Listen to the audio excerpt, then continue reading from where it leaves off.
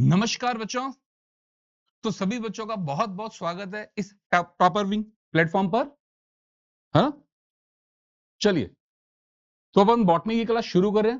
उससे पहले बच्चों जल्दी से सारे बच्चे बता दीजिए, क्या ऑडियो और वीडियो सभी बच्चों को बिल्कुल क्लियर आ रहा है? जल्दी से मैसेज में बताइए, क्या ऑडियो वीडियो दोनों बिल्कुल क्लियर आ रहा है? जल्दी से बच्चों। ऑल क्लियर, ऑल क्लियर, बिल्कुल क्लियर। वीडियो क्वालिटी अब बड़ी आ रही है, ये देखिए सारे बच्चे। Voice clarity, video quality both are the perfect.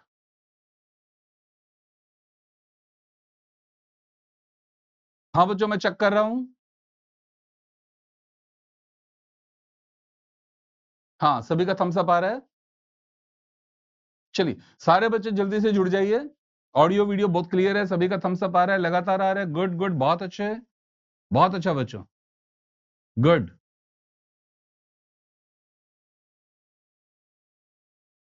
All things are clear. ठीक है बच्चों, जैसा वाइस ने बताया था, हम ऑफलाइन के मास्टर हैं, तो ऑनलाइन में थोड़ा सा टेक पार्ट हम धीरे धीरे सीखेंगे, है ना? तो धीरे धीरे बहुत अच्छा हो जाएगा। अभी सेकंड क्लास में इंचर आ गया, बाकी और आता रहेगा चेंज। ठीक है, चलिए एक बार सभी फिर से सब बच्चों का बहुत बहुत स्वागत है इस टॉपर विंग के प्लेटफॉर्म पर। ठीक है, बहुत अच्छा लग रहा है कि आपने हम पे इतना फेथ किया। अब हमारा काम है आपके फेथ को पूरा करना। ठीक है बच्चों, तो चलो टाइम वेस्ट नहीं करते, अपन स्टार्ट करते हैं।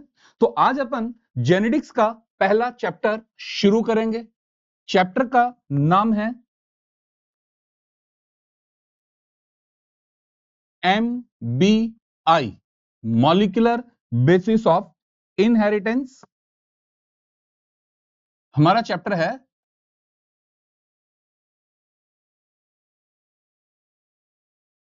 Molecular basis of inheritance.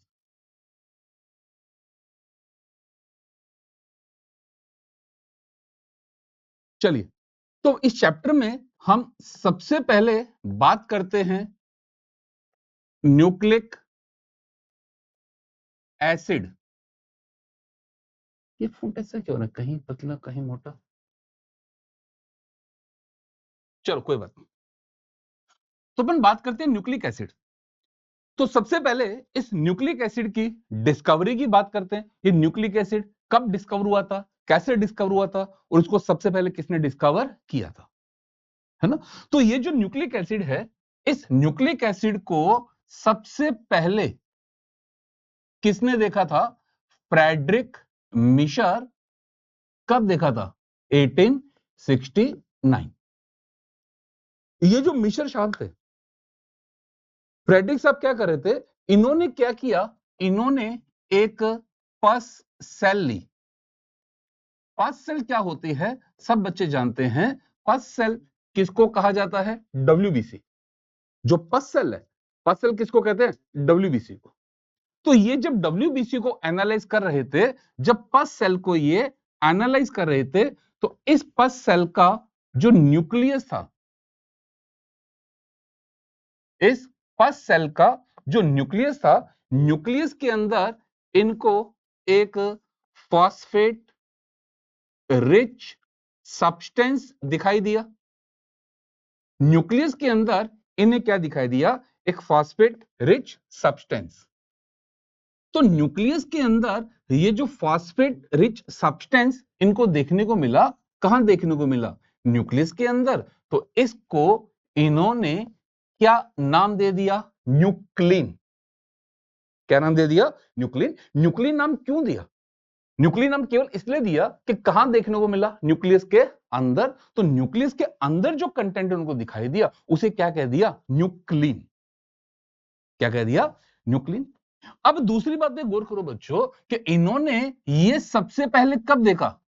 1869। तो एक छोटी सी बात यहां रखनी याद आपको, कि जो मेंडल साहब थे, मेंडल साहब के जो जनरलाइजेशन थे, मेंडल साहब के जो लॉ थे, वो लॉ कब पब्लिश हो गए थे? 1865। मतलब 1865 में मेंडल साहब अपनी पूरी बात बता चुके थे, तो इसका मतलब ये हो गया कि जब मेंडल साहब अपनी बात बता रहे थे उस टाइम उनको न्यूक्लिक एसिड का, डीएनए का, आरएनए का कोई भी आइडिया नहीं था। तो डीएनए की जो डिस्कवरी है, आरएनए की जो डिस्कवरी है, न्यूक्लिक एसिड की जो डिस्कवरी है, वो मेंडल के वर्क के बाद आई है। तभी तो अपन कहते हैं ना कि मेंडल जब अपना काम कर रहा था, मेंडल जब अपना काम पढ़ रहा था, मेंडल जब बातें बता रहा था, वो बातें किसी को समझ में ही नहीं आई। क्यों नहीं समझ में आई? उसका कारण क्या था कि एट दैट टाइम किसी के पास वो इंफॉर्मेशन थी ही नहीं। क्यों? मेंडल साहब ने काम कब कर दिया? 1865 में। और न्यूक्लिक एसिड कब देखा? 1869 में। तो बहुत इंपॉर्टेंट चीज है ये कि मेंडल कहीं गलत नहीं था। मेंडल की बातें किसी को समझ में नहीं आ रही थी। क्यों समझ में नहीं आ रही थी? क्योंकि उस टाइम डीएनए पे कोई वर्क हुआ ही नहीं था, है ना? याद रखना ये बात। तो मिशर साहब ने 1869 के अंदर ये जो कंटेंट देखा, इस कंटेंट को क्या नाम दे दिया? न्यूक्लिन। इस न्यूक्लिन को बाद में एक साइंटिस्ट आए, ऑल्टमैन साहब। ऑल्टमैन साहब ने क्या शब्द दिया? Nucleic acid. ऑल्टमैन ने क्या शब्द दिया? न्यूक्लिक एसिड, है ना? चलो बच्चों, आप सबको कॉपी और पेन अपने पास रखना है। बीच बीच में ये बातें हम लिखते भी जाएंगे, आप सबको पढ़ते जाना है, समझते जाना है, और साथ साथ में अपने नोट्स भी तैयार करने हैं। चलो कॉपी पेन निकालो सारे बच्चे, लिखो कॉपी पेन में। कॉपी में लिखेंगे, हेडिंग डालेंगे nucleic acid as a acidic substance. First of all discovered by F. Misher in the nucleus of pus cell and named as nuclein. Named as nuclein. Later on, nucleic acid word was given by Altman. Later on, nucleic acid word was given by Altman. चलो बच्चों लिखते चलो साथ साथ सारे। लिख लिया सबने? हम सब करते चलिएगा। सबने लिख लिया? कॉपी पेन हमेशा साथ में रखो बच्चों। मैंने कहा था क्लास में नोट्स साथ साथ बनवाऊंगा, सारे के सारे, हर एक चीज के नोट्स बनाऊंगा। उसके बाद में प्योर अपन एनसीईआरटी के एक लाइन को पढ़ेंगे। पहले मैं समझाऊंगा, जब मैं समझाऊंगा तब पेन डाउन होना चाहिए। उसके बाद मैं अपने आप लिखाऊंगा सारा का सारा, सब अपने आप लिखाऊंगा। चलिए, अब अगर अपन केमिकली बात करते हैं तो केमिकली न्यूक्लिक एसिड की एक ही डेफिनेशन है, लिखेंगे chemically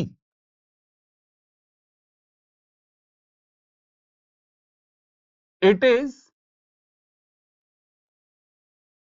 polynucleotide, or we can say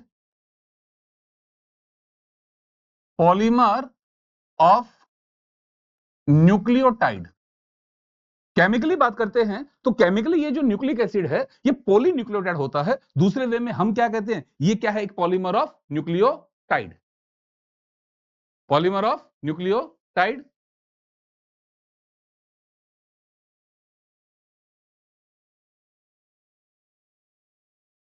okay, ठीक है बच्चा, है ना? मैं साइड में हट जाऊंगा। एक बच्चा कह रहा है लिखने में दिक्कत आ रही है, दिख नहीं रहा, तो मैं साइड में हो जाऊंगा, ठीक है? एक ही डेफिनेशन है। जैसे हम क्या कहते हैं कि प्रोटीन क्या है? प्रोटीन आर द पॉलीपेप्टाइड, और we can say protein are the polymer of amino acid. Just like only one definition, what is the nucleic acid? एक ही डेफिनेशन चलती है बच्चों। न्यूक्लिक एसिड क्या है? न्यूक्लिक एसिड एक पॉली न्यूक्लियोटाइड है। पॉली न्यूक्लियोटाइड का मतलब क्या हो गया कि ये जो न्यूक्लिक एसिड है ये किसका बना हुआ है? न्यूक्लियोटाइड का। किसका बना हुआ है? न्यूक्लियोटाइड का। अब ये जो न्यूक्लियोटाइड होता है ना, ये न्यूक्लियोटाइड किसका बना होता है? न्यूक्लियोटाइड बना होता है न्यूक्लियोसाइड का, और न्यूक्लियोसाइड के साथ साथ ये बना होता है फास्फोरिक एसिड का, है ना। अब ये जो न्यूक्लियोसाइड है, न्यूक्लियोसाइड किससे बनता है? Sugar and the nitrogen base. अब ये जो शुगर है, शुगर हमारे पास दो तरह की होती है, एक होती है राइबोज और एक होती है D oxy ribose. Nitrogen base दो तरह के होते हैं, कौन कौन से होते हैं? Purine and pyrimidine. प्यूरिन कौन कौन होता है? एडेनिन, गुआनिन, और पायरिमिडीन कौन है? Cytosine, thymine and the uracil. ठीक है बच्चों, ये फ्लो चार्ट अपनी कॉपी में बना लो सारे बच्चे, जल्दी से कॉपी में बना लो, थम्स अप करो जिन्होंने बना लिया।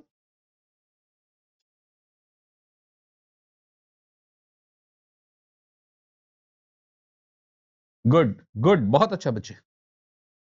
चलो सारे दोस्त पेन डाउन कर दो, वापस बोर्ड पर आ जाओ सारे बच्चे, सब बच्चे बोर्ड पर देखो। अब बच्चे इसको रिवर्स पढ़ो सारे के सारे बच्चे। हम सबसे पहले शुगर का, नाइट्रोजन बेस का और फास्फोरिक एसिड का बेसिक स्ट्रक्चर देखेंगे, क्योंकि इस न्यूक्लिक एसिड का आपका जो बेसिक कंपोनेंट है वो कौन है? शुगर है, नाइट्रोजन बेस और फास्फोरिक एसिड। अब शुगर सबसे पहले नाइट्रोजन बेस के साथ जुड़ेगा, क्या बनाएगा? न्यूक्लियोसाइड। न्यूक्लियोसाइड के साथ कौन जुड़ेगा? फास्फोरिक एसिड, क्या बनाएगा? न्यूक्लियोटाइड। और न्यूक्लियोटाइड अब आपस में मिलकर क्या बनाएंगे? Poly nucleotide. और ये पॉली न्यूक्लियोटाइड जो है ना बच्चों, ये अपना दो तरह का होता है, एक होता है डीएनए और एक होता है आरएनए। पॉलीन्यूक्लियोटाइड अपना दो तरह का है, डीएनए और आरएनए। तो ये बेसिक फ्रेमवर्क पढ़ने के बाद हम पहले क्या पढ़ेंगे? पूरा डीएनए वर्ल्ड, और डीएनए वर्ल्ड को खत्म करने के बाद हम आएंगे आरएनए वर्ल्ड। तो ये हमारा स्टडी पैटर्न रहेगा। सबसे पहले बेसिक कॉन्स्टिट्यूएंट, उसके बाद में सबको जोड़ना शुरू करेंगे। सबसे पहले न्यूक्लियोसाइड, फिर न्यूक्लियोटाइड और फिर पॉलीन्यूक्लियोटाइड, है ना। तो ये बेसिक पैटर्न अपन पूरा पढ़ेंगे, क्योंकि आपका जो बायोमोलिक्यूल का चैप्टर है, बायोमोलिक्यूल के चैप्टर में ये सारी बातें आपको समझा रखी है। और सबसे बड़ी बात, बायोटेक को समझने के लिए हमें सारा का सारा बेसिक पार्ट कवर करना है। तो लेट स्टार्ट बच्चों, करें स्टार्ट। तो सबसे पहले बात हम करेंगे शुगर की।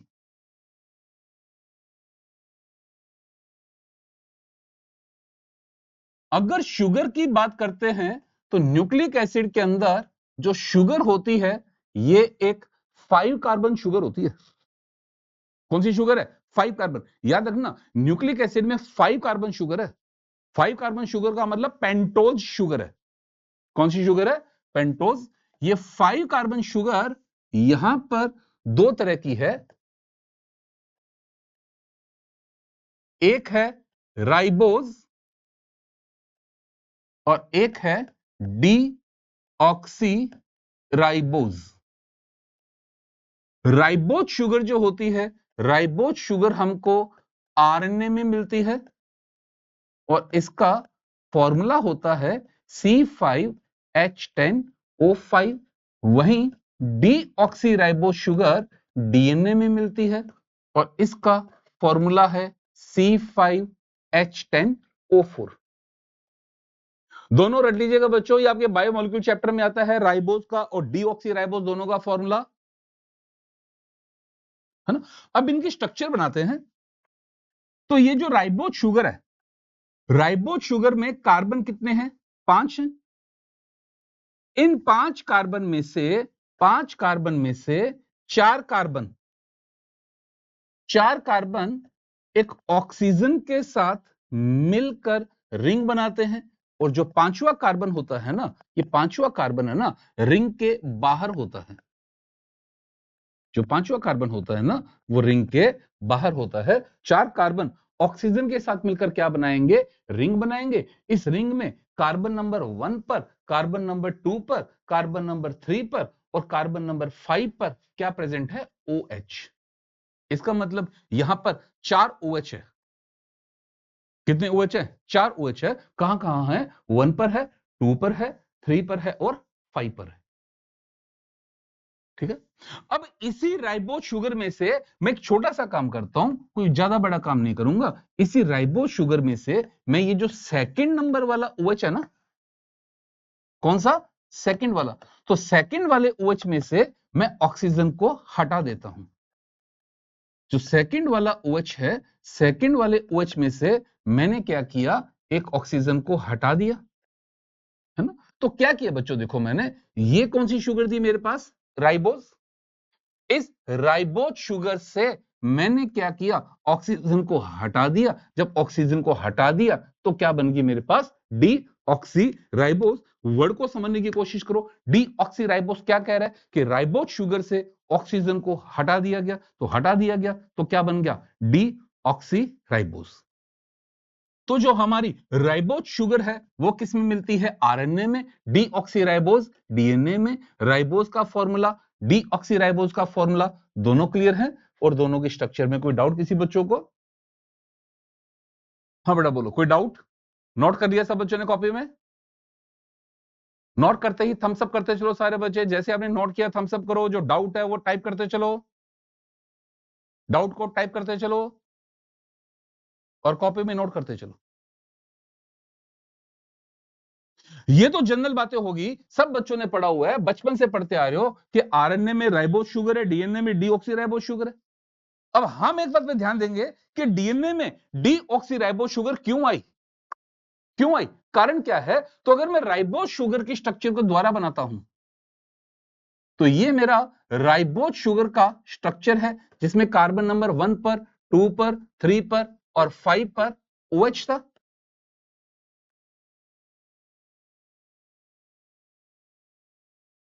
ध्यान से समझना बच्चों, बहुत प्यारा, शानदार, जन्नाटेदार एसर्शन रीजन क्वेश्चन आता है।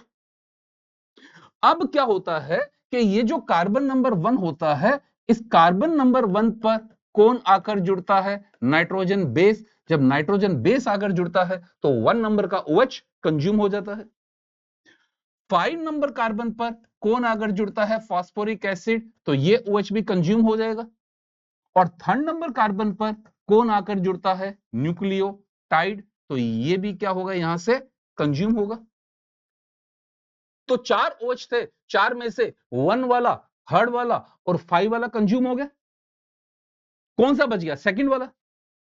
अब सेकंड वाले का एक OH बच गया, तो ये जो ऑक्सीजन है, इस ऑक्सीजन पर यहां पर क्या है? Lone pair. तो लॉन पेयर होने के कारण इसके अंदर जो एक्टिविटी है या रिएक्टिविटी है वो ज्यादा है। और अगर रिएक्टिविटी ज्यादा है तो रिएक्टिविटी ज्यादा होने से स्टेबिलिटी कम है। रिएक्टिविटी ज्यादा है तो क्या है? स्टेबिलिटी कम। तो कोर्स ऑफ इवोल्यूशन में क्या किया गया? इस O को यहां से हटा दिया। अगर O को मैं यहां से हटा दूं तो O को हटाने से बताओ बच्चों, जल्दी से कमेंट बॉक्स में बताओ, रिएक्टिविटी कम होगी या रिएक्टिविटी बढ़ जाएगी? गुड, बहुत अच्छा। रिएक्टिविटी कम होगी, तो रिएक्टिविटी कम होने से स्टेबिलिटी बढ़ गई। रिएक्टिविटी कम होगी, रिएक्टिविटी कम होने से स्टेबिलिटी बढ़ गई। तो क्या कारण है? क्या कारण है कि इवोल्यूशन में राइबोज से डीऑक्सीराइबोज शुगर है? उसका कारण क्या था? रिएक्टिविटी को कम करना था और रिएक्टिविटी को कम करके स्टेबिलिटी को बढ़ाना था। क्योंकि हमें इंफॉर्मेशन को स्टोर करने के लिए एक ऐसा मॉलिक्यूल चाहिए जिसके अंदर स्टेबिलिटी फैक्टर ज्यादा हो। अगर इंफॉर्मेशन को स्टोर करना है तो ऐसा मॉलिक्यूल चाहिए जिसका स्टेबिलिटी फैक्टर ज्यादा हो। हम ऐसे मॉलिक्यूल में इंफॉर्मेशन को स्टोर नहीं कर सकते जो लेस स्टेबल है। अगर लेस स्टेबल है तो उसमें चेंजेस आने के चांस बहुत ज्यादा होंगे। बात समझ में आई सब बच्चों को? क्यों राइबोज की जगह डीऑक्सी राइबोज को लाया गया? ताकि रिएक्टिविटी को कम कर सके और स्टेबिलिटी को बढ़ा सके। तो हमारी अर्थ पर आने वाला जो पहला जेनेटिक मटेरियल था वो कौन था? आरएनए। लेकिन आरएनए एक अच्छा जेनेटिक मटेरियल नहीं था। क्यों? क्योंकि आरएनए में कौन सी शुगर थी? राइबोज। राइबोज के कारण इसकी रिएक्टिविटी ज्यादा थी, स्टेबिलिटी कम थी। तो आरएनए से क्या बनाया गया? डीएनए बनाया गया। डीएनए क्यों बनाया गया? ताकि रिएक्टिविटी को कम करें, स्टेबिलिटी को बढ़ा सकें। तो अगर हमारा क्वेश्चन है who was the first genetic material, तो हमारा आंसर है आरएनए। और अगर हमारा क्वेश्चन है who is the best genetic material, तो हमारा आंसर है DNA. Who was the first genetic material? RNA. But who is the best genetic material? DNA. Clear यहां तक बच्चों? यहां तक क्लियर? जल्दी तो थम्स अप करके बताओ बेटा, फिर मैं आगे बढ़ता हूं। यहां तक कोई डाउट तो नहीं है? अब एक शानदार झन्नाटेदार चीज को समझो कि इवोल्यूशन में क्या हुआ था, नेचर ने क्या किया था। ये जो नाइट्रोजन बेस है, जो न्यूक्लियोटाइड है और जो फास्फोरिक एसिड है, इनको 135 पर ही क्यों जोड़ा? अब ध्यान लगाओ बच्चों, अगर ये 1 2 3 पर जुड़ते, 1 2 3 पर जुड़ते तो तीनों ग्रुप के बीच का डिस्टेंस कम होता। अगर डिस्टेंस कम होता तो रिपल्शन ज्यादा होता, रिपल्शन ज्यादा होता तो स्टेबिलिटी कम होती। तो क्या किया गया, 1 2 3 पर जोड़ा या 1 3 5 पर जोड़ा? कहां जोड़ा? 135 पर जोड़ा। 135 पर क्यों जोड़ा? ताकि इनके बीच का डिस्टेंस ज्यादा से ज्यादा रहे। अगर डिस्टेंस ज्यादा होगा तो इनके बीच का रिपल्शन कम होगा, और रिपल्शन कम होगा तो उनकी स्टेबिलिटी ज्यादा होगी। स्टेबिलिटी ज्यादा होगी, क्योंकि नेचर क्या कोशिश कर रही थी, नेचर ऑटोमेटिकली उसमें स्टेबिलिटी फैक्टर को बढ़ाने की कोशिश कर रही थी। तो स्टेबिलिटी फैक्टर को लाने के लिए कहां जोड़ा गया, 1 3 एंड 5, ताकि रिपल्शन कम से कम हो तो स्टेबिलिटी ज्यादा हो। क्लियर है यहां तक? फिर एक बड़ा फंडा और बताता हूं। यहां पर ये जो शुगर होती है ना, ये शुगर यहां पर बीटा फॉर्म में होती है। किस फॉर्म में होती है? बीटा फॉर्म में। तो बीटा फॉर्म में ये जो OH है, ये प्लेन के ऊपर है। अगर ऊपर है तो आपका नाइट्रोजन बेस ऊपर की तरफ गया, आपका न्यूक्लियोटाइड नीचे की तरफ आया, और आपका फॉस्फोरिक एसिड इधर गया। अगर ये अल्फा होती तो आपका नाइट्रोजन बेस नीचे रहता, नीचे रहता तो इसके और इसके बीच का डिस्टेंस फिर से कम होता, तो फिर से रिपल्शन बढ़ जाता। तो शुगर को भी क्या रखा गया, बीटा, ताकि डिस्टेंस ज्यादा से ज्यादा रहे और रिपल्शन कम से कम रहे। तो ध्यान रखना, यहां जो शुगर होती है वो भी बीटा फॉर्म में होती है। किस फॉर्म में होती है? बीटा। कोई डाउट? जल्दी बोलो बच्चों। चलो कॉपी में लिखेंगे, अब लिखेंगे, during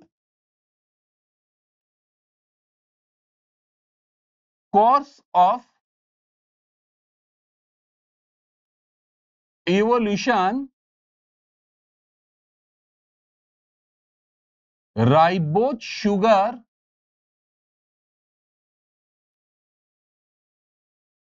get replaced by deoxyribose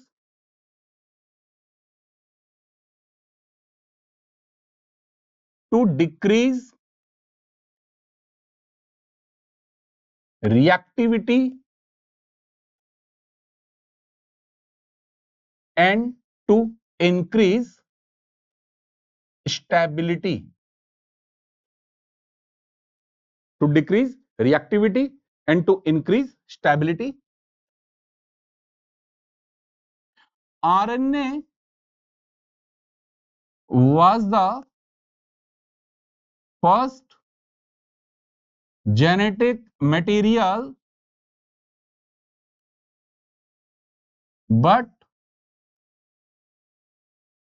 it was not a good genetic material.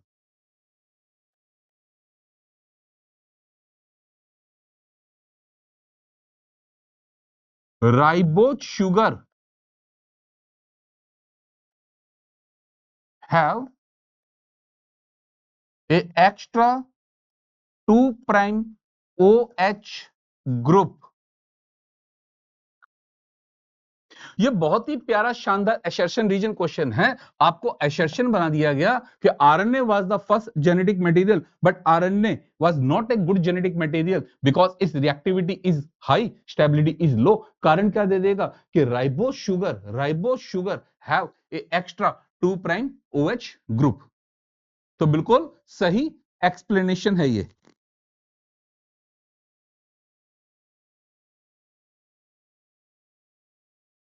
हाँ बच्चों, नोटेड? चलो नोट करके थम्स अप करो जल्दी से।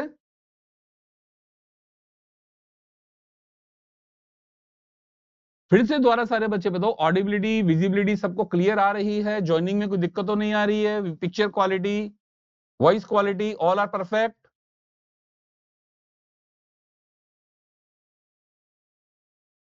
सर अभी ज्वाइन हुआ है, चल नहीं रहा था।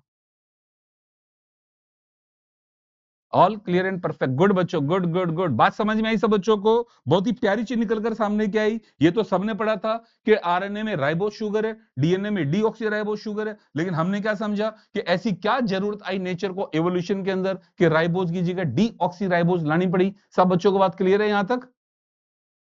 आगे बढ़े, चलो बच्चा। अब शुगर के बाद हम बात करते हैं नाइट्रोजन बेस की। तो अगर अपन नाइट्रोजन बेस की बात करते हैं, तो ये जो नाइट्रोजन बेस होते हैं ना, ये जो नाइट्रोजन बेस होते हैं ना, नाइट्रोजन बेस कैसे होते हैं? Heterocyclic aromatic. जो नाइट्रोजन बेस होते हैं ना, nitrogen base heterocyclic aromatic compound होते हैं। ये नाइट्रोजन बेस दो तरह के होते हैं। एक होता है पायरिमिडीन और एक होता है प्यूरिन। दो तरह के नाइट्रोजन बेस होते हैं, पायरिमिडीन एंड द प्यूरिन। जैसा कि मैं देख पा रहा हूं कुछ बच्चे अभी भी ज्वाइन कर रहे हैं। सर वॉल्यूम इंक्रीज करा दो सर प्लीज। बेटा यहां से वॉल्यूम फुल पे है, आप अपने सिस्टम का वॉल्यूम बढ़ाओ। यहां से वॉल्यूम मैक्सिमाइज पे है, सिस्टम का वॉल्यूम देखो बच्चा आप। बाकी बच्चों का वॉल्यूम क्लियर आ रहा है? कमेंट में बताओ सारे बच्चे। बिल्कुल बेटा, सिस्टम का वॉल्यूम देखो अपने। ओके वॉल्यूम, ठीक है। अब बच्चों पायरिमिडीन का अगर मैं स्ट्रक्चर बनाता हूं, तो ये पायरिमिडीन का स्ट्रक्चर होता है। इस पायरिमिडीन के स्ट्रक्चर में दो क्या होते हैं? नाइट्रोजन, और चार क्या होते हैं? कार्बन। दो क्या है? नाइट्रोजन, और चार क्या है? कार्बन। तो इस रिंग को देखकर सब बच्चे मेरे को एक बात बताओ कि ये जो रिंग आपको दिखाई दे रही है, ये कैसी रिंग है? होमोसाइक्लिक है या हेट्रोसाइक्लिक है? जल्दी से कमेंट बॉक्स में आ जाओ सारे बच्चे, बताओ कैसी रिंग है? होमोसाइक्लिक है, हेट्रोसाइक्लिक है? जल्दी जल्दी जल्दी जल्दी बच्चा भर दो कमेंट बॉक्स को, भर दो। फ्री के नंबर बन रहे हैं आज।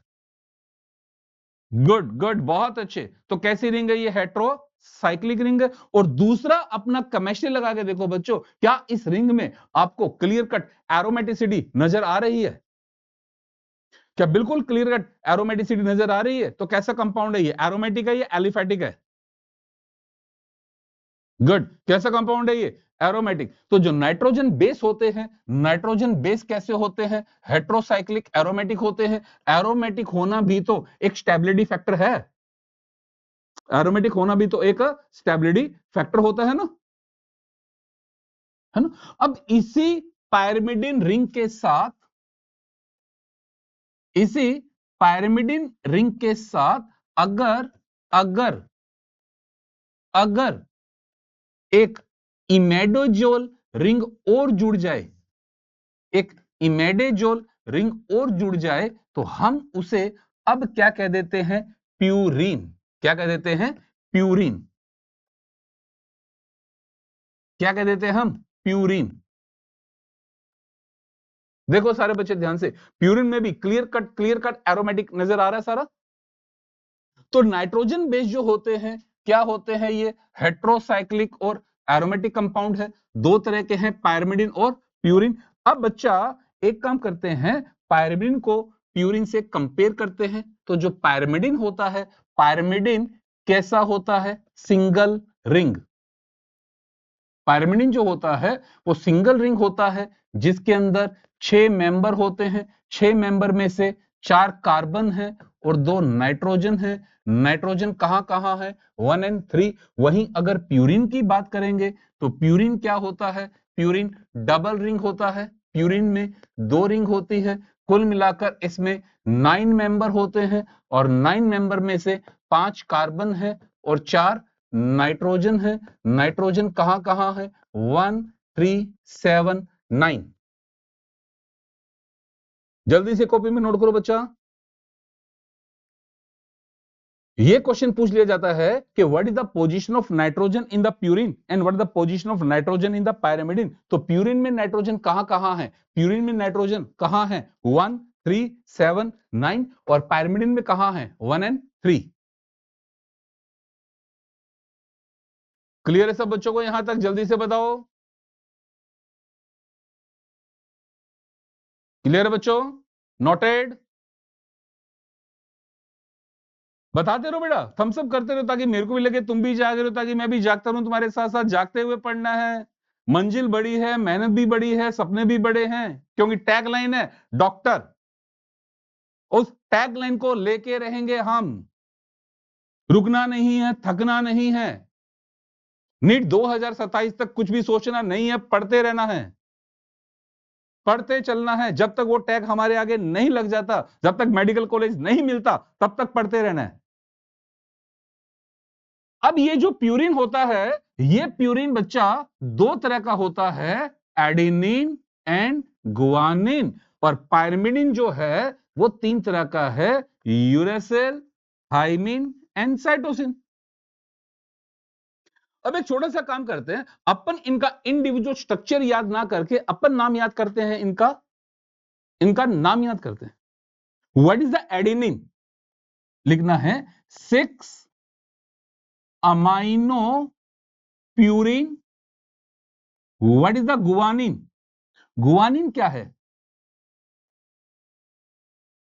2 अमाइनो 6 ऑक्सो प्यूरिन। चलो सारे बच्चे बोर्ड पर देखेंगे।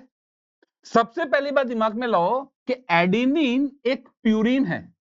ये सब बच्चों को आता है कि एडेनिन एक प्यूरिन है। तो एक काम करते हैं, अपन प्यूरिन का एक बेसिक स्केलेटन बनाते हैं और इसके 6 नंबर कार्बन पर मैं अमाइनो जोड़ देता हूं। तो ये मेरा क्या बन गया? 6 अमाइनो प्यूरिन।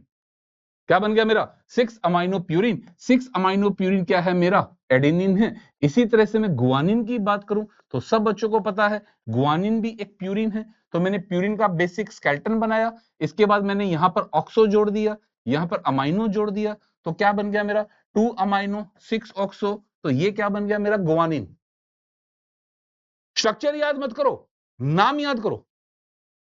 क्योंकि आपको क्या पूछेगा, आपको पेपर में पूछेगा which of the following is the structure of the adenine. Adenine पूछ लिया, अब हमको पता है एडेनिन एक प्यूरिन है, तो पहले वहां से प्यूरिन छांट लो, प्यूरिन कौन कौन है, प्यूरिन का बेसिक स्केलेटन छांट लो। अब याद करो एडेनिन क्या था? 6 अमाइनो प्यूरिन था। तो दो ऑप्शन बचेंगे, उनमें देकर आराम से आंसर आ जाएगा एडेनिन कौन है। सेम कहानी गुआनिन के साथ। तो नाम पे ज्यादा फोकस करो, टाइम बचेगा, स्ट्रक्चर को याद करने में टाइम वेस्ट मत करो, नाम को याद करो। What is the adenine? 6 amino purine. What is the guanine? 2 amino 6 oxo purine.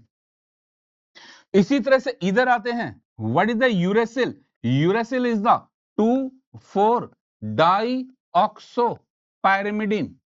ये क्या हुआ आपका? पायरिमिडिन हुआ। इस पायरिमिडिन में सेकंड नंबर पर और 4 नंबर पर मैंने क्या लगा दिया? ऑक्सो। तो ये क्या बन गया मेरा? यूरेसिल। इसी यूरेसिल में अगर मैं फिफ्थ कार्बन पर मिथाइल लगा दूं तो क्या है मेरा? वो मिथाइलेटेड यूरेसिल। क्या है मेरा? वो मिथाइलेटेड यूरेसिल। मिथाइलेटेड यूरेसिल को क्या कहेंगे? Thymine. What the thymine? Methylated uracil. अरे जब यूरेसिल का स्ट्रक्चर याद कर लिया तो थाइमिन का अलग से क्यों याद करें? थाइमिन क्या है? Methylated uracil. और अगर मैं साइटोसिन की बात करता हूं तो साइटोसिन क्या है? 4 अमाइनो 2 ऑक्सो पायरिमिडिन। क्या है? 4 अमाइनो 2 ऑक्सो पायरिमिडिन। कोई स्ट्रक्चर बनाने की कोशिश मत करो बच्चों, केवल आप बेसिक स्केलेटन की स्ट्रक्चर बनाओ, बाकी सबका नाम याद करो। बेसिक स्केलेटन बनाओ, बाकी सबका नाम याद करो, टाइम बचाओ अपना, ना याद करने में वेस्ट करो, ना बनाने में वेस्ट करो। पेपर में क्वेश्चन कैसे पुट करना है मैंने सबको बता दिया आपको। क्लियर है सब बच्चों को? जल्दी से थम्स अप करके बताओ, नोट कर लिया? क्लियर है? कोई डाउट? Any doubt?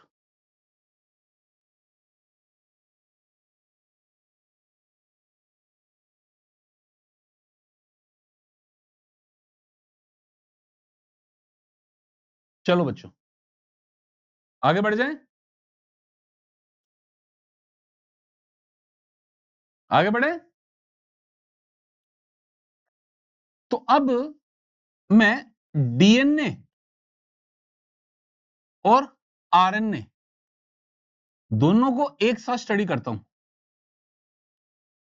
तो अगर मैं एडेनिन की बात करूं, डीएनए में भी है, आरएनए में भी है। अगर गुआनिन की बात करूं, डीएनए में भी है, आरएनए में भी है। साइटोसिन की बात करूं, डीएनए में भी है, आरएनए में भी है। अगर मैं थायमिन की बात करूं, डीएनए में है, आरएनए में नहीं है। अगर मैं यूरेसिल की बात करूं, डीएनए में नहीं है, आरएनए में है। कॉपी में बनाएंगे सारे बच्चे। एडेनिन और गुआनिन तो हमारे प्यूरिन है और ये तीनों हमारे पायरिमिडिन है। कॉपी में बनाना बच्चों। क्या यहां से मैं ये बात कह दूं, अरे कह दूंगा, जल्दी से बताओ रे, तुम कहोगे तो कह दूंगा कि डीएनए आरएनए दोनों के प्यूरिन बिल्कुल सेम है। अरे कह दिया मैंने, बताओ मैंने जो कहा वो सही है या गलत है कि डीएनए और आरएनए दोनों के प्यूरिन बिल्कुल सेम होते हैं। स्टेटमेंट आ गया भाई, लो लिखो, आ गया पत्ता नंबर के हिसाब से कि DNA and RNA have the same purine. सही है गलत है? कमेंट बॉक्स में बताओ बेटा, ये स्टेटमेंट सही है गलत है? बिल्कुल सही है।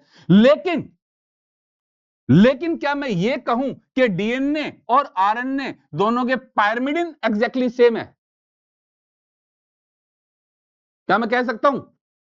नहीं कह सकता। पायरिमिडिन सेम नहीं है, पायरिमिडिन इनके अलग हैं, लेकिन कोई तो सेम है,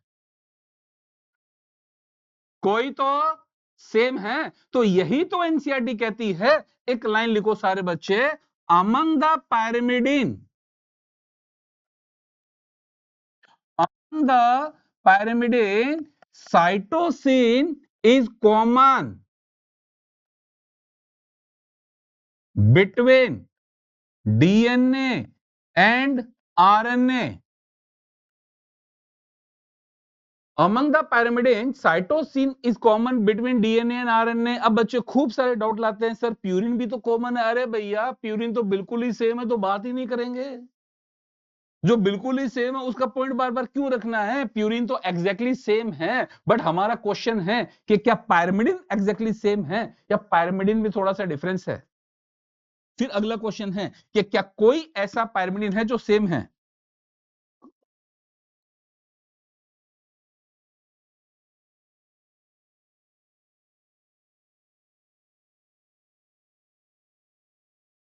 क्लियर है बच्चों? अब डीएनए में क्या है थायमिन, आरएनए में क्या है यूरेसिल। अभी हमने क्या बात की थी कि इवोल्यूशनरी कोर्स में पहले कौन आया है? आरएनए। आरएनए से क्या बना है? डीएनए। इसका मतलब पहले कौन आया था? यूरेसिल आया था। यूरेसिल से क्या बनाना पड़ा था? थायमीन। और थायमीन यूरेसिल में क्या अंतर था? मिथाइल का। इसका मतलब क्या किया गया? मिथाइलेशन। क्या किया गया? मिथाइलेशन। ये सिंपल बना रहा हूं बेटा, मैं डिटेल नहीं बना रहा हूं ना, वो सिंपल बता रहा हूं, है ना। ये क्या था आपका? यूरेसिल। ये क्या था आपका? थायमीन। इसका मतलब यूरेसिल को किस में बदला गया? थायमीन। और थायमीन में बदलने के लिए क्या हुआ? मिथाइलेशन। अब ये मिथाइलेशन क्यों हुआ? कारण क्या था कि जब मिथाइलेशन हो जाता है, जब मिथाइल ग्रुप ऐड होता है, तो मिथाइल ग्रुप के ऐड होने से एंजाइमेटिक एक्शन रेस्ट्रिक्टेड होते हैं। तो क्या मैं कह दूं या कह दूं कि थायमीन का होना डीएनए को कन्फर एडिशनल स्टेबिलिटी कन्फर करता है, एडिशनल स्टेबिलिटी देता है। क्यों? हमें तो हर स्टेप पे क्या चाहिए? स्टेबिलिटी चाहिए। तो लाइन लिखो, presence of thymine, presence of thymine in place of uracil confer additional stability to the DNA. Confer additional stability to the DNA. Noted? Thumbs up करो बेटा जल्दी से, नोट कर लिया तो फास्ट फास्ट फास्ट। तो लमसम भाषा में हम एक कंक्लूजन पे सारे आ गए कि इवोल्यूशनरी कोर्स में पहले कौन आया था? आरएनए। आरएनए से क्या बनाया गया? डीएनए। जब आरएनए से डीएनए बनाया गया तो मेजर चेंज क्या हुए? राइबोज की जगह कौन आई? Deoxyribose. यूरेसिल की जगह कौन आया? हाइमिन। और सिंगल स्ट्रैंड की जगह क्या किया गया? Double strand. ये तीन मेजर चेंज थे, ये तीन मेजर चेंज थे जो इवोल्यूशन में आए थे, जो आरएनए से डीएनए बनते वक्त चेंज आए थे। कि सबसे पहला राइबोज की जगह डीऑक्सी राइबोज आई, यूरेसिल की जगह थाइमिन आया, है ना, और सिंगल स्ट्रैंड की जगह डबल स्ट्रैंड। तो मैं इन दो स्टेटमेंट को देखते हुए एक लाइन बोल रहा हूं, बहुत ध्यान से कान खोल के लाइन सुनिएगा मेरी, हिंदी में बोल रहा हूं। क्या मैं कह सकता हूं कि कोर्स ऑफ इवोल्यूशन में ऑक्सीजन को हटाया गया और मिथाइल को जोड़ा गया? जल्दी बोलो बेटा, कमेंट बॉक्स में आओ, जल्दी से बताओ, हैंड रेस करके बताओ, क्या ये स्टेटमेंट मेरा सही है? क्या ये स्टेटमेंट सही है कि कोर्स ऑफ इवोल्यूशन में ऑक्सीजन को हटाया गया और मिथाइल को जोड़ा गया? ऑक्सीजन को हटाया गया और मिथाइल को जोड़ा गया, क्या बात बिल्कुल सही है? जल्दी जल्दी, क्या ये बात बिल्कुल सही है? ऑक्सीजन को हटाया गया है और मिथाइल को जोड़ा गया है ताकि डीएनए को बहुत ज्यादा स्टेबिलिटी मिल सके, और जब स्टेबिलिटी देंगे तो हम उसमें इंफॉर्मेशन को आराम से स्टोर कर सकते हैं। कोई डाउट बच्चों? चलें आगे। अब एक क्वेश्चन आता है एग्जाम में, बहुत ही कॉमन सा क्वेश्चन होता है, बच्चे टाइम वेस्ट करते हैं। मैंने आपको ये एक पॉलीन्यूक्लियोटाइड चेन दे दी, इसमें मैंने आपको सीक्वेंस दे दिया ए जी है बेटा, ये ए जी, चलो मैं दोबारा बना देता हूं, है ना, ए जी सी, ए जी सी, ए सी। क्या आप मेरे को बता सकते हो कि ये डीएनए का स्ट्रैंड है या आरएनए का स्ट्रैंड है? क्या मेरे को बता सकते हो? हाँ, कुछ बच्चे बोल रहे हैं सर सिंगल स्ट्रैंड है तो ये आरएनए है। मैंने कहा ही नहीं सिंगल स्ट्रैंड है, मैं तो कह रहा हूं ये डीएनए का स्ट्रैंड है, ये आरएनए का स्ट्रैंड है। क्या ये बात आप मेरे को बता सकते हो? बोलो बेटा जल्दी बोलो। बिल्कुल सही बच्चा, नहीं बता सकते। लेकिन लेकिन अगर मैं यहां पर टी लगा दूं, अब बताओ बच्चे, क्या आप कंफर्म हो गए डीएनए का स्ट्रैंड है, आरएनए का स्ट्रैंड है? क्या आप कंफर्म हो गए? जल्दी बताओ।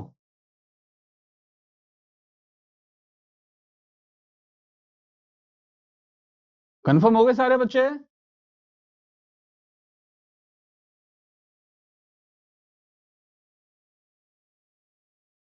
हो गए?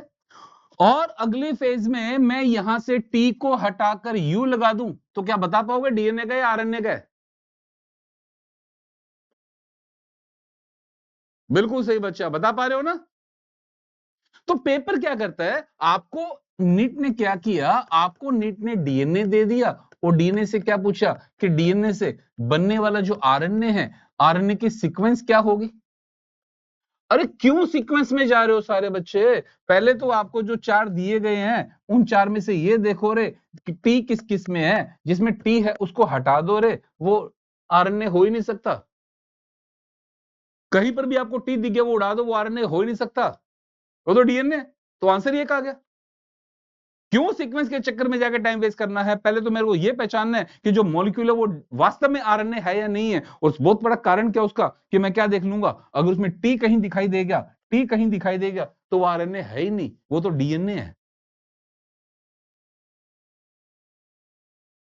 यहां पर हमें केवल थ्योरी नहीं पढ़नी, हमें केवल ये काम नहीं करना, हमें क्वेश्चन सीखने हैं कि जो भी क्वेश्चन एग्जाम में आएगा उसको शॉर्टेस्ट टाइम में हम सोल्व कैसे कर सकते हैं। ये बायो में आपको पूरा काम करना है, क्योंकि बायो में टाइम बचेगा तभी आपका फिजिक्स का पेपर सोल्व हो पाएगा बेटा। कुछ भी एनी हाउ कंडीशन बायो में टाइम बचाना है, कोशिश करनी है कि बायो का पेपर 30 मिनट से 35 मिनट में सोल्व हो जाना चाहिए, और वो हम प्रैक्टिस करवाएंगे कैसे सोल्व होता है। कितना भी लेंथी पेपर हो, बायो में 30 से 35 मिनट में पेपर करना होता है, चाहे वो नीट का पेपर था चाहे वो री नीट का पेपर था। नीट का पेपर लेंथी था लेकिन फिर भी हमारे बच्चों ने उसको 30 से 35 मिनट में सोल्व किया था। यहां भी कुछ बच्चे ऐसे होंगे, सब जानते हैं। कि सर के पेपर हमने क्लास में कर लिए थे, तो ऐसी ऐसी प्रैक्टिस करवाई थी, ऐसे ऐसे क्वेश्चन करवाए थे, इतने लेंथी क्वेश्चन थे, इतने कॉम्प्लिकेटेड क्वेश्चन थे, सिखा दिया था कि मेन एग्जाम में 30 मिनट में बच्चे करके बैठे थे। यही हमारा एक बच्चा था लक्ष्य राज, मेरे को आज भी याद है, उस बच्चे ने 25 मिनट में बायो का पेपर सोल्व कर दिया था, 25 मिनट के अंदर, केवल 25 मिनट में बायो पूरी करके बैठ गया था वो। आएगा जब बच्चा, कभी मिलाएंगे हम आपसे। क्लियर है यहां तक सारा? नेक्स्ट आते हैं। नेक्स्ट तीसरा कंटेंट है हमारा फास्फोरिक एसिड, H3PO4। ये बच्चा H3PO4 का स्ट्रक्चर है। ये सारे के सारे बच्चे कॉपी में बना लेंगे। H3PO4 का स्ट्रक्चर है, सारे बच्चे कॉपी में बना लो। कॉपी में बना के सारे बच्चे पेन डाउन कर देंगे। अमित बच्चा, आरएनए में अगर कुछ भी नहीं बोला जाए ना, तो आरएनए सिंगल स्टैंड रखना है, डीएनए डबल स्टैंड रखना है। एक वायरस को दिमाग से हटाओ सारे बच्चे, वायरस को दिमाग से हटाओ, वायरस को छोड़ दो। आरएनए हमेशा सिंगल स्टैंड, डीएनए हमेशा डबल स्टैंड। वायरस में हर तरह का जेनेटिक मटेरियल है, हम जनरली वायरस की बात नहीं करेंगे। मैं आपसे सिंपली बोलूंगा, हाँ भी डीएनए कैसा होता है, डबल स्टैंड होता है, आरएनए कैसा होता है, सिंगल स्टैंड होता है। मैं भी आपसे वायरस की बात नहीं कर रहा, केवल वायरस उसका एक्सेप्शन होता है, नथिंग एल्स। चलो, सब बच्चों ने बना लिया। अब बच्चे सब पेन डाउन कर देंगे। मल्टीपल क्वेश्चंस आते हैं यहां से, मल्टीपल। ये मेरा एक शुगर है, ये मेरा दूसरा शुगर है, इसके साथ नाइट्रोजन बेस जुड़ा हुआ है, ये नाइट्रोजन बेस जुड़ा हुआ है, और यहां बच्चा मैं बना रहा हूं फास्फोरिक एसिड। ध्यान से समझना सारे मेरे बच्चे, जब फास्फोरिक एसिड यहां से जुड़ेगा तो इसका एक OH कंज्यूम होगा, जब यहां से जुड़ेगा दूसरा OH भी कंज्यूम होगा, इसका मतलब 2 OH कंज्यूम हो गए। यहां तक बोलो सब बच्चों को, कोई डाउट? थम्स अप करके बताओ मेरे को, क्लियर है सब बच्चों को ये पॉइंट? जल्दी जल्दी जल्दी, वेटिंग वेटिंग बच्चों, वेटिंग। क्लियर है?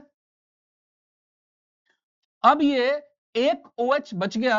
अब मैं बच्चे अगर यहां पे इसका डी प्रोटोनेशन कर दूं, क्या कर दूं इसका, मैं डी प्रोटोनेशन कर दूं, मैं यहां से H को हटा दूं, H को हटा दूं, तो इस पे नेगेटिव चार्ज आ गया, आ गया। अब यहां से क्वेश्चन आया था, अगर मैं आपसे डीएनए की फुल फॉर्म पूछता हूं, तो डीएनए की फुल फॉर्म क्या है, आरएनए की फुल फॉर्म क्या है, जो भी फुल फॉर्म है, आप तो एक बात पे गौर करो, दोनों के लास्ट में एसिड है, मतलब डीएनए आरएनए दोनों की नेचर क्या है, एसिडिक है, और दोनों पे चार्ज कौन सा है, नेगेटिव है। इसका कारण कौन है, फास्फोरिक एसिड। एक ही साल, एक ही पेपर में दोनों क्वेश्चन एक साथ आ गए थे। Nucleic acid are acidic in nature because of the presence of phosphoric acid. Nucleic acid have the negative charge because of the presence of phosphoric acid. क्योंकि न्यूक्लिक एसिड के नाम में ही क्या था, नाम में ही क्या था, पहला वर्ड था एसिड। इस शब्द को पकड़े तो शब्द क्या बता रहा है कि इनकी नेचर एसिडिक है, और ये सब बच्चे जानते हो कि जिनकी नेचर एसिडिक होती है उन पर नेगेटिव चार्ज होता है। और ये शब्द क्या बताता था, ये शब्द बताता था कि कहां होता है ये, nucleus.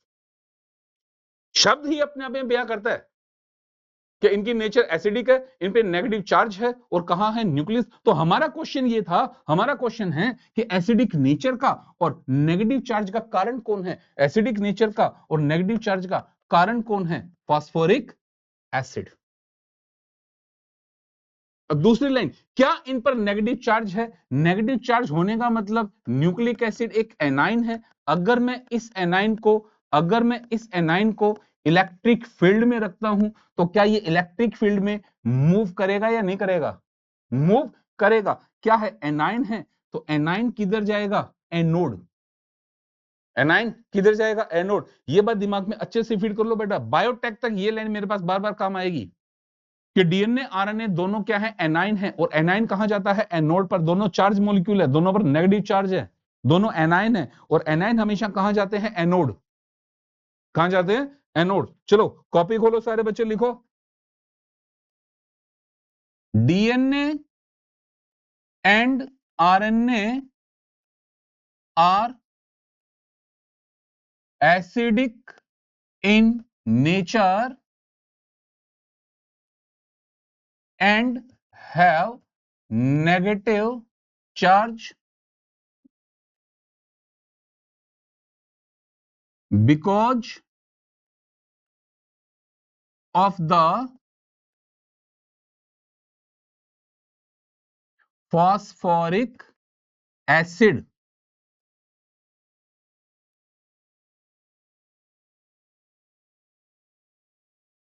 in the electric field. They move towards anode as they are anion.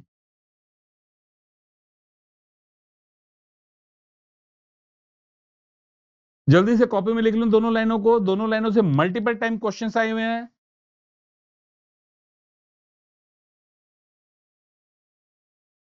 लिख लिया सब बच्चों ने? कमेंट बॉक्स में बताओ सबने नोट कर लिया?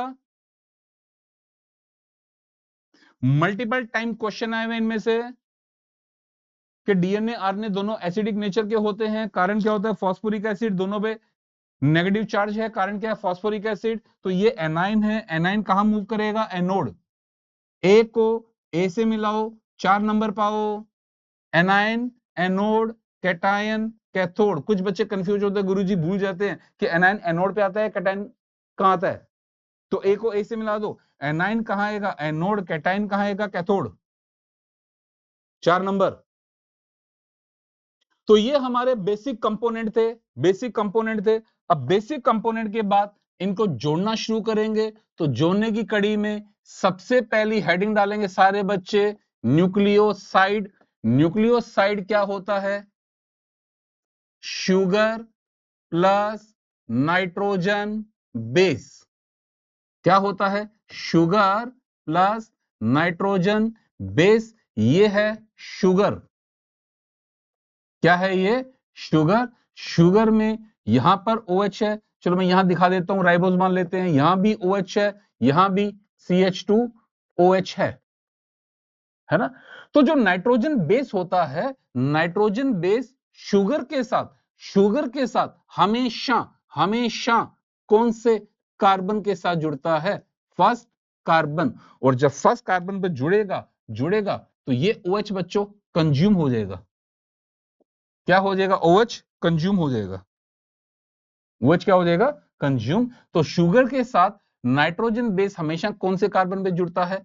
फर्स्ट कार्बन पे। और जब फर्स्ट कार्बन पे जुड़ता है तो ये जो बॉन्ड बनता है, ये बॉन्ड कहलाता है एन ग्लाइकोसाइडिक बॉन्ड। क्या कहलाता है? N glycosidic bond. अगर ये नाइट्रोजन बेस आपका प्यूरिन है तो प्यूरिन कहां से जुड़ता है? N9। अगर ये पायरिमिडिन है तो पायरिमिडिन कहां से जुड़ता है? N1।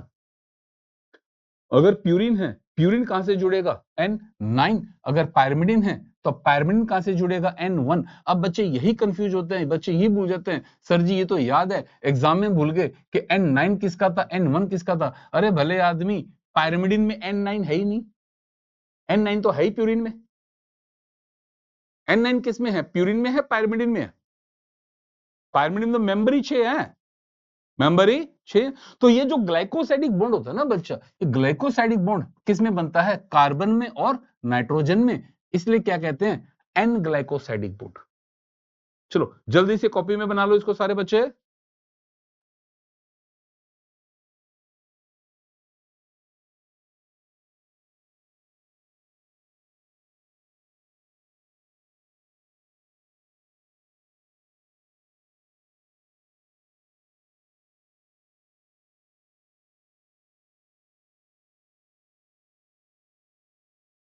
चलो बच्चे यहां एक लाइन लिख लो,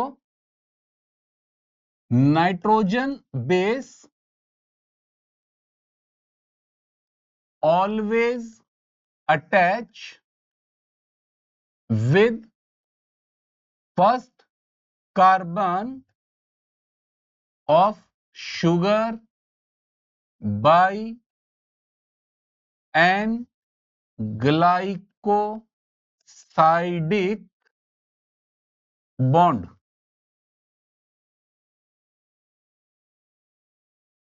एज सच ये आपके एनसीईआरटी की लाइन है।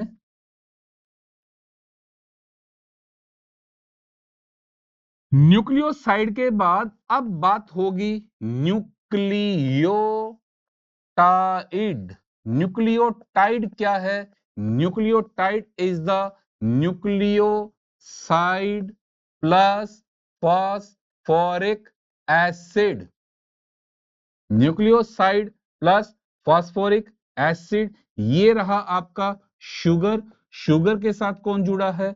Nitrogen base. ये शुगर का ऑक्सीजन आ गया, यहां पर CH2OH आ गया। तो यहां से लेके यहां तक का ये जो आपका मॉलिक्यूल हो गया, ये क्या हो गया? न्यूक्लियोसाइड हो गया। और इसमें ये जो बॉन्ड हो गया, ये कौन सा बॉन्ड हो गया? N glycosidic. कौन सा बॉन्ड हो गया? N glycosidic bond. अब मैं क्या कर रहा हूं? अब मैं इसके साथ क्या जोड़ रहा हूं? Phosphoric acid. अब मैं इसके साथ क्या जोड़ रहा हूं? Phosphoric acid. तो ये जो मॉलिक्यूल है, ये मॉलिक्यूल क्या हो गया मेरा? Phosphoric acid. तो ये OH और ये OH दोनों आपस में इंटरैक्ट करेंगे। इंटरैक्ट करेंगे तो यहां से वाटर मॉलिक्यूल हट जाएगा, और जब वाटर मॉलिक्यूल हट जाएगा तो ये दोनों आपस में बॉन्ड से जुड़ जाएंगे। ये जो बॉन्ड बनेगा, इस बॉन्ड का नाम क्या है? Phosphoester bond. तो जब फॉस्फो एस्टर बॉन्ड बन गया, तो यहां से लेके यहां तक का ये जो मेरा मॉलिक्यूल बन गया, ये मॉलिक्यूल क्या बन गया मेरा? न्यूक्लियोटाइड। आपको न्यूक्लियोसाइड और न्यूक्लियोटाइड दोनों को एक साथ देखना है और बताना है दोनों में मेजर डिफरेंस क्या नजर आ रहा है। दोनों में मेजर डिफरेंस क्या नजर आ रहा है? यहां पर फॉस्फोरिक एसिड नहीं है, यहां फॉस्फोरिक एसिड आ गया। अगर फॉस्फोरिक एसिड आ गया तो इसका मतलब न्यूक्लियोटाइड जो होगा, न्यूक्लियोटाइड किस नेचर का हो जाएगा? एसिडिक नेचर का। इस पे कौन सा चार्ज आ जाएगा? नेगेटिव। लेकिन न्यूक्लियोसाइड जो होता है वो कैसा होता है? बेसिक होता है। इस पे कोई चार्ज नहीं होता, कोई चार्ज नहीं होता। तो न्यूक्लियोसाइड के साथ जब फॉस्फोरिक एसिड आकर जुड़ गया तो क्या बन जाएगा? न्यूक्लियोटाइड। तीसरा डिफरेंस, न्यूक्लियोसाइड में केवल एन ग्लाइकोसाइडिक बॉन्ड होता है, जबकि न्यूक्लियोटाइड में एन ग्लाइकोसाइडिक बॉन्ड के साथ साथ फॉस्फो एस्टर बॉन्ड भी है। यहां पर ग्लाइकोसाइडिक बॉन्ड भी है और साथ में फॉस्फो एस्टर बॉन्ड भी है ना? बना लो जल्दी से कॉपी में।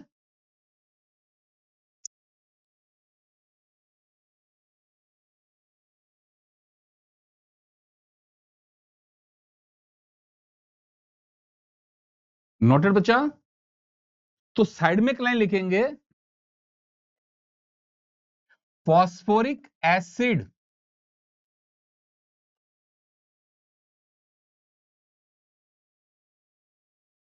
always attach with the sugar at its fifth carbon by the phosphoester bond, by the phosphoester bond। Sir RNA acidic क्यों होता है? क्योंकि बच्चा आरएनए किसका बना हुआ है? न्यूक्लियोटाइड का, और न्यूक्लियोटाइड का पार्ट कौन है? Phosphoric acid. और फॉस्फोरिक एसिड की नेचर क्या है? एसिडिक। अभी लाइन क्या लिखाई है आपको मैंने कि DNA and RNA both are acidic nature because of the phosphoric acid. कारण लिखाया ना? अभी आपको कॉपी में कारण लिखाया था मैंने, पिछली स्लाइड में आएंगे सारे बच्चे। ये क्या लिखाया था? DNA and RNA are the acidic in nature and have a negative charge because of the phosphoric acid. अभी लाइन लिखी थी अपन ने। बच्चा कह रहा है कि सर अगर पूछे फॉस्फोएस्टर बॉन्ड में कौन कौन सा एटम इंक्लूड है तो क्या बोलेंगे? तो बेटा क्या बॉन्ड है? फॉस्फोएस्टर बॉन्ड है, तो ऑब्वियस है किस किस के बीच है? फॉस्फेट और कार्बन। हमने इसको फॉस्फोएस्टर बॉन्ड क्यों बोला है? क्योंकि कार्बन कार्बन में नहीं है, ये किस में है बॉन्ड? Carbon and phosphorus. ये जो बॉन्ड बना है, ये जो बॉन्ड बना है आपका, ये बॉन्ड किस में बना है? फॉस्फोरस एंड कार्बन में बने, सी और पी में बने, तो मैंने क्या कहा इसे? फॉस्फोएस्टर। आप जब नॉर्मल एस्टर पढ़ते हो तो क्या होता है? कार्बन कार्बन में होता है, लेकिन ये किस में है? फॉस्फोरस और कार्बन के अंदर है, तो क्या कहा? फॉस्फोएस्टर। क्लियर है?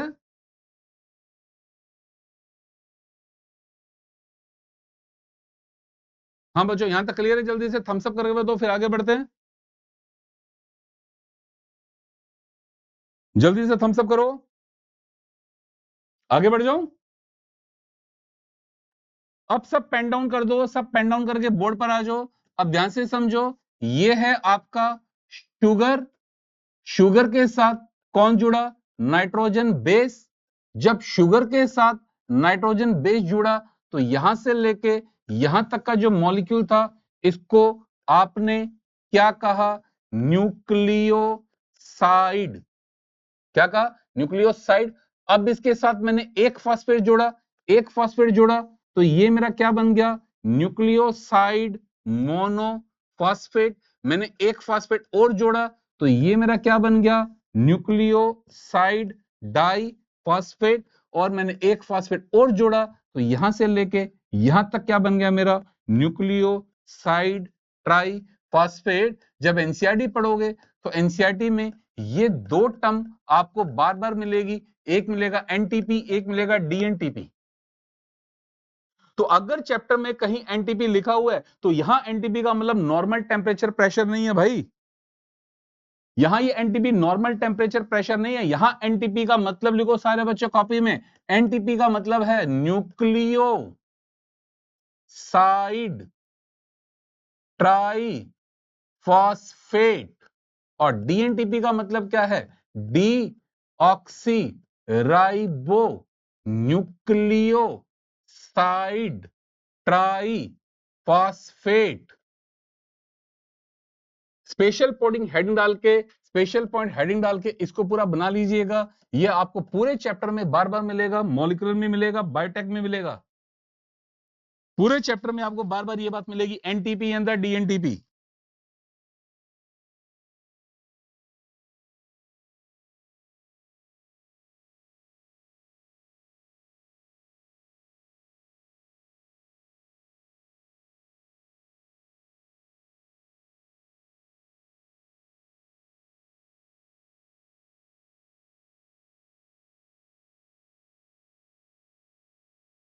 क्लियर है बच्चों?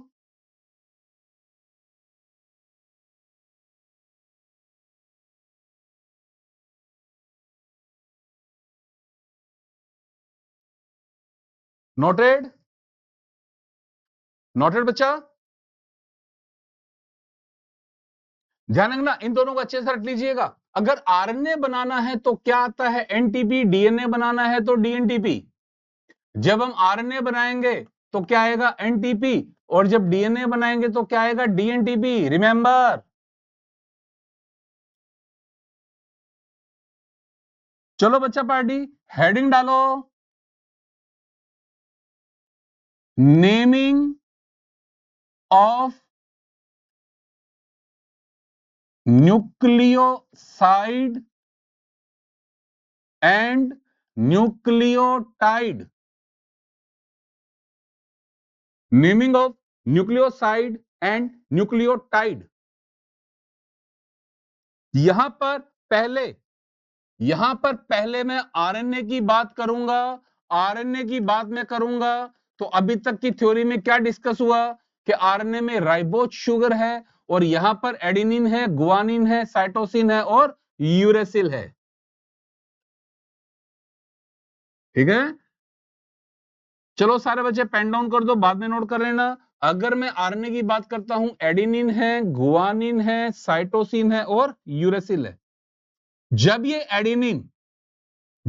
एडेनिन शुगर के साथ जुड़ेगा तो हमारा न्यूक्लियोसाइड बनेगा, उस न्यूक्लियोसाइड का नाम क्या होगा?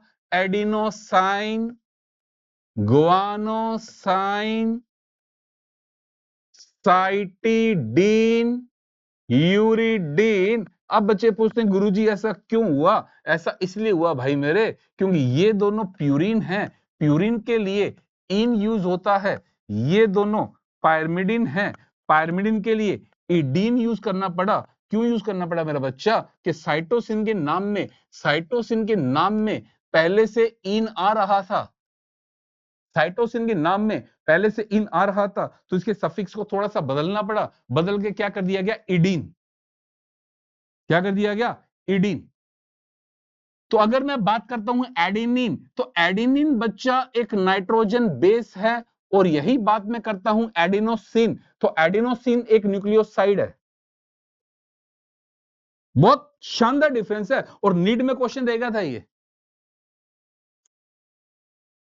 नीट में ये क्वेश्चन देगा था कि एडेनिन में और एडिनोसिन में अंतर क्या है। फ्री के नंबर थे। एडेनिन क्या है? एक नाइट्रोजन बेस है, और एडिनोसिन क्या है? एक न्यूक्लियोसाइड है। क्लियर सब बच्चों?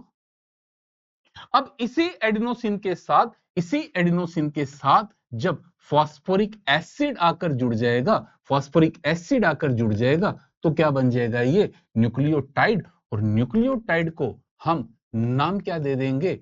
एडिनाइलिक एसिड, गुआनाइलिक एसिड, या फिर साइटिडाइलिक एसिड, या फिर यूरिडाइलिक एसिड। इसी का दूसरा नाम है adenosine monophosphate, guanosine monophosphate, cytosine monophosphate, uridine monophosphate. है ना? देखो एडिनोसिन, गौर करना मेरी बात पे बच्चा, एडिनोसिन न्यूक्लियोसाइड है, लेकिन मैंने उसके साथ फॉस्फेट जोड़ दिया है। जब मैंने फॉस्फेट जोड़ दिया है, तो ये पूरा मॉलिक्यूल मेरा अब न्यूक्लियोटाइड है। मैं आपसे पूछूं केवल एडिनोसिन, तो केवल एडिनोसिन क्या है? न्यूक्लियोसाइड है। लेकिन मैं आपसे पूछूं एएमपी क्या है? तो एएमपी न्यूक्लियोटाइड है। क्यों? क्योंकि उसके अंदर फॉस्फेट जुड़ा हुआ है। तो ये क्वेश्चन आपका अब नीट में था, ये क्वेश्चन नीट में था कि एडिनिन में, एडिनोसिन में और एडिनाइलिक एसिड में क्या कोई अंतर है? बिल्कुल है। एडिनिन क्या है? एडिनिन एक नाइट्रोजन बेस है, एडिनोसिन एक न्यूक्लियोसाइड है, और एडिनाइलिक एसिड एक न्यूक्लियोटाइड है।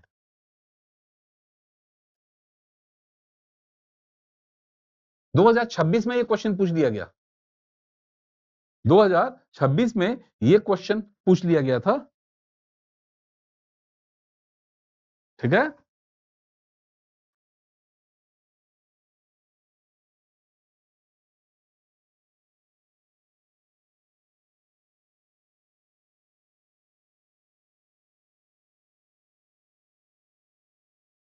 हाँ बच्चा, उसके अंदर जोड़ देंगे मोनोफॉस्फेट, बाइफॉस्फेट, या फिर ट्राइफॉस्फेट।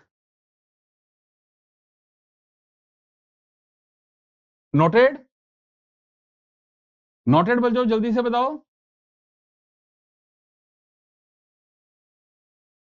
जल्दी जल्दी जल्दी। एक्टिव रहो, जागते रहो, फुल एक्टिव रहो।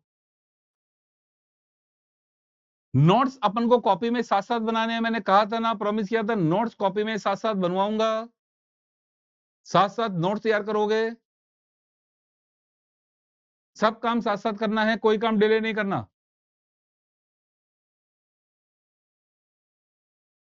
ठीक है?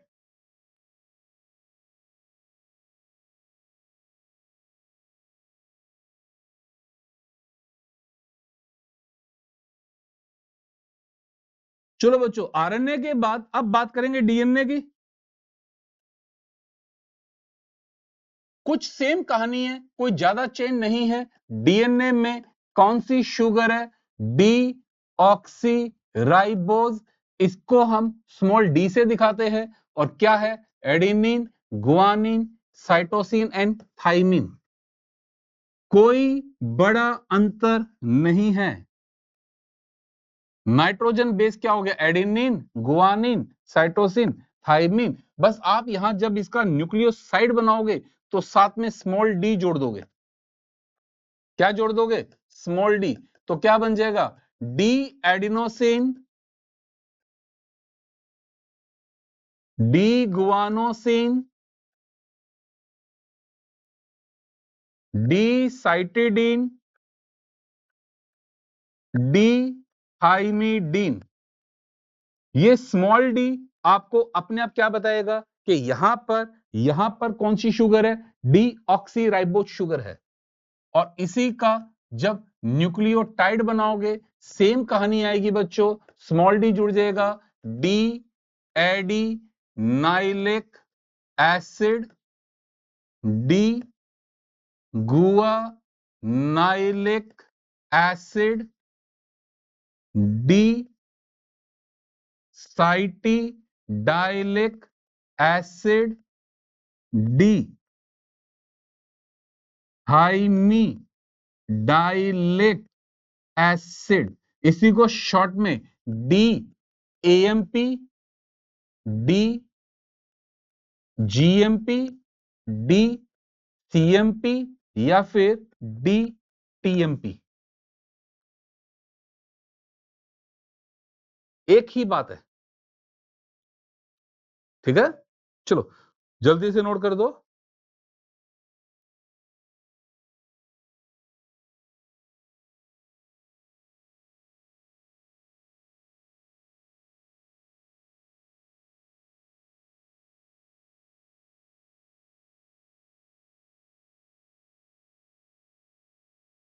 नोटेड, जल्दी से थम्स अप करके बताओ। नोट कर लिया सब बच्चों ने? Quick quick, fast fast.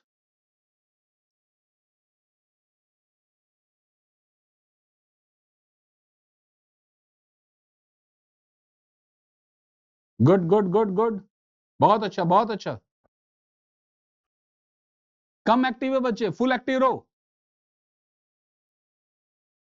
You will fill the offline, become full active full active. एक बच्चे का डाउट आ रहा है, हम सर जो एटीपी एनर्जी करेंसी पढ़ते हैं उसमें एनर्जी के कारण ये फास्फेट ग्रुप ही होता है क्या? हाँ बेटा बिल्कुल सही, बिल्कुल सही बच्चा डीएस, बिल्कुल सही कह रहे हैं कि आप जो एटीपी पढ़ते हैं। चलो बोर्ड पर देखिए सारे बच्चे, एटीपी की बात मैं करता हूं तो ये शुगर है। शुगर के साथ यहां पर आपका एडेनिन अगर जुड़ गया, इसके साथ 3 फॉस्फेट आ गए। कितने फॉस्फेट आ गए? 3। ये होता है अल्फा, ये होता है बीटा, ये होता है गामा। बीटा और गामा हाई एनर्जी बॉन्ड होते हैं। इन्हीं हाई एनर्जी बॉन्ड को क्या कहा जाता है? Pyrophosphate bond. सबसे ज्यादा एनर्जी गामा में होती है 8.15, फिर बीटा में होती है 7.6 के आसपास या 6.15, वैल्यू थोड़ा वेरी करता है। फिर अल्फा में होती है 3.4 के आसपास, वैल्यू में थोड़ा वेरिएशन देखने को मिलता है। तो गामा में सबसे ज्यादा एनर्जी होती है 8.15। तो सबसे पहले क्या टूटता है? Gamma bond. खूब डिटेल पढ़ेंगे जब प्लांट फिजियोलॉजी में आएंगे, रेस्पिरेशन चैप्टर के अंदर। रेस्पिरेशन चैप्टर में जब आएंगे तो खूब डिटेल पढ़ेंगे। चलो बच्चों, यहां से अब हम हमारी पहली स्लाइड पे आएंगे। आज की हमारी जो स्टार्टिंग की स्लाइड थी, देखो हम उस स्लाइड में कहां तक आ गए हैं। चलो सारे बच्चे गौर फरमाओ। सारे बच्चे, हमने सबसे पहले किसके बारे में पढ़ा? शुगर। शुगर दो तरह का था, राइबोज एंड डीऑक्सी राइबोज, इसका डिटेल पढ़ा। फिर हमने किसके बारे में पढ़ा? Nitrogen base. नाइट्रोजन बेस दो तरह का था, प्यूरिन और पायरिमिडिन। प्यूरिन दो तरह का था, एडेनिन और गुआनिन, इसको पढ़ा हमने। फिर पायरिमिडिन 3 तरह का था, साइटोसिन, थाइमिन एंड यूरासिल, इन तीनों को पढ़ा हमने। फिर हमने तीसरा कंटेंट क्या पढ़ा? Phosphoric acid. सारा बेसिक कंटेंट पढ़ने के बाद हमने सबसे पहले शुगर को किसके साथ जोड़ा? Nitrogen base. क्या बनाया? न्यूक्लियोसाइड। न्यूक्लियोसाइड के साथ क्या जोड़ा? Phosphoric acid. क्या बनाया? न्यूक्लियोटाइड। तो यहां से लेकर यहां तक का पार्ट आज हमने कवर किया है। अब न्यूक्लियोटाइड को जोड़कर हम बनाएंगे पॉली न्यूक्लियोटाइड। ये हम कल करेंगे। अब आपके जो भी डाउट है वो कमेंट बॉक्स में आने दो बेटा। जो भी आपके डाउट है वो क्लियर करूंगा। बस एक डाउट है सर, न्यूक्लियोटाइड की बेसिक नेचर नाइट्रोजन बेस की वजह से क्या बड़ा पता ना एसपी बेटा, आप न्यूक्लियोटाइड लिख रहे हो या न्यूक्लियोसाइड लिख रहे हो, पहले अपनी बात को क्लियर करो। अगर आप न्यूक्लियोटाइड लिख रहे हो तो न्यूक्लियोटाइड बेसिक नहीं है, न्यूक्लियोटाइड एसिडिक है। अपनी बात को क्लियर करो। अभी आपको कॉपी में क्या लिखा था मैंने? न्यूक्लियोसाइड बेसिक है, न्यूक्लियोटाइड एसिडिक है। सर एटीपी में शुगर राइबोज दोनों, शुगर राइबोज दोनों होते हैं। तो बेटा एटीपी की फुल फॉर्म में क्या है? Adenosine triphosphate. एडिनोसिन है तो शुगर तो आएगा ही आएगा, नाइट्रोजन बेस भी आएगा, ट्राइफॉस्फेट है तो फॉस्फेट जुड़ा हुआ है। सर आपने इतना अच्छा पढ़ाया यार, मैं तो सबसे डाउन पढ़ा रहा हूं। अभी तो हमारे बड़े बड़े शेर आने हैं, गुड्डू भैया पहले आए थे, अब एसटी सर आएंगे, फिर आरडी सर आएंगे। तुम तो देखते जाओ क्या नजारे आएंगे। सर वायरस में मेनली जेनेटिक मेटेरियल आरएनए होता है या फिर एनसीईआरटी फर्स्ट पेज में सम वायरस में क्यों लिखा है? नहीं बच्चा, आप ये नहीं कह सकते ज्यादातर वायरस में आरएनए, वायरस में आरएनए भी है और वायरस में डीएनए भी है, बट है दोनों में से कोई एक। ये आपका जो बायोलॉजिकल क्लासिफिकेशन है वहां पर आपको लाइन मिलेगी कि प्लांट वायरस अलग है, एनिमल वायरस अलग है। अगर कोई ऐसी लाइन है तो आप मेरे को भेजिए वो लाइन, आप मेरे को वो लाइन भेजिए। वायरस में आरएनए भी होता है, वायरस में डीएनए भी होता है। ओल्ड नोट्स है, नए बनाए नहीं बच्चे, कोई जरूरत नहीं है, चलने दो। Sir in adenine how is the 6 amino purine? वो बच्चे एडेनिन का नाम है, एडेनिन एक प्यूरिन डेरिवेटिव है, प्यूरिन के 6 पोजीशन पे अमाइनो लगाओगे तो क्या बन जाएगा? Adenine. Sir nucleoside and nucleotide में शुगर में जो बॉन्ड आता है glycosidic bond and ester bond, उसमें डायरेक्शन नहीं बच्चे, इसकी कोई डायरेक्शन नहीं होती। डायरेक्शन फॉस्फोर डाइएस्टर बॉन्ड की होती है, कल समझाऊंगा। फॉस्फोर डाइएस्टर बॉन्ड की डायरेक्शन कल समझाऊंगा। अभी मैं केवल आपको बेसिक बातें क्लियर कर रहा हूं। 2 क्लास में केवल बेसिक बातें करेंगे हम। शॉर्ट नोट्स एस के बेटा भी कुछ शुरू तो होने दे यार, आज तो कुछ हुआ ही नहीं, फिर बताऊंगा शॉर्ट नोट। सिलेबस कब तक हो जाएगा बच्चे बता चुके हैं, 28 फैब तक हमारा सिलेबस फिनिश हो जाएगा। 28 फैब तक हम अपने सिलेबस को फिनिश कर लेंगे। पीछे वाली स्लाइड का बेटा पीडीएफ आपके पास आएगा, सबके पास। बायोलॉजिकल क्लासिफिकेशन में लिखा है कि किसी वायरस में डीएनए आरएनए दोनों नहीं होता, बिल्कुल सही लिखा है कि वायरस में या तो केवल डीएनए होता है या केवल आरएनए होता है, किसी भी वायरस में कभी भी दोनों एक साथ नहीं होते। एडेनिन प्यूरिन है या सब्स्टिट्यूट प्यूरिन है? तो बच्चे सिंपल सी बात करें, adenine is a substituted purine. अभी एनसीईआरटी रीड नहीं करनी बच्चे, एनसीईआरटी में बोर्ड पे रीड कराऊंगा, अभी आपको वेट करना है।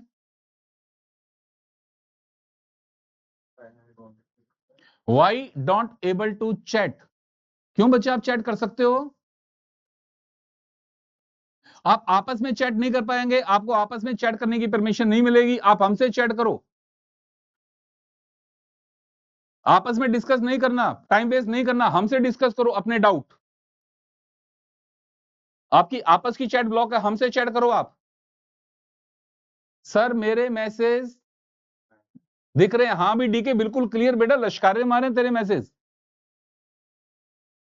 नहीं बच्चे कहीं से कुछ नहीं पढ़ना, जो नोट्स हम बनवा रहे हैं, जो पेपर हम देंगे, सब कुछ आपको वही पढ़ना है। मैंने शुरू में क्या कहा था, सब टीचर क्या कह रहे हैं, हमारे अकॉर्डिंग चलना है, हमारे साथ चलना है, कंसिस्टेंटली चलना है, सिलेक्शन हम करवाएंगे।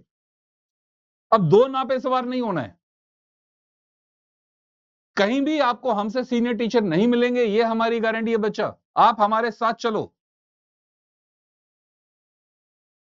हमारे साथ चलो, कोई इशू नहीं आएगा कहीं भी। ठीक है पहली क्लास में हल्का सा टैक का रहा, देखो दूसरी क्लास स्मूथ होगी, अब और स्मूथ होगा धीरे धीरे यार आगे, एवरीथिंग विल बी परफेक्ट।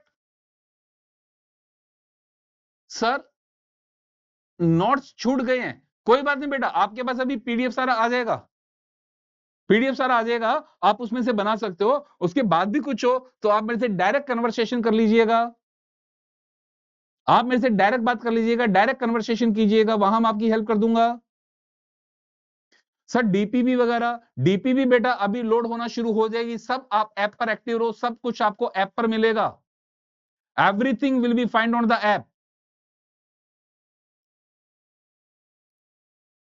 ठीक है बच्चों, तो आज इतना ही, कल फिर से मिलते हैं सेम टाइम। ये जितना आज आपको बताया है इस नोट्स को अच्छे से पढ़ो, अच्छे से याद करो, ये सारी फंडामेंटल बातें हैं जो बायोमोलिक्यूल में बहुत ज्यादा दी हुई हैं। ठीक है, चलो बच्चों कल मिलते हैं, थैंक यू।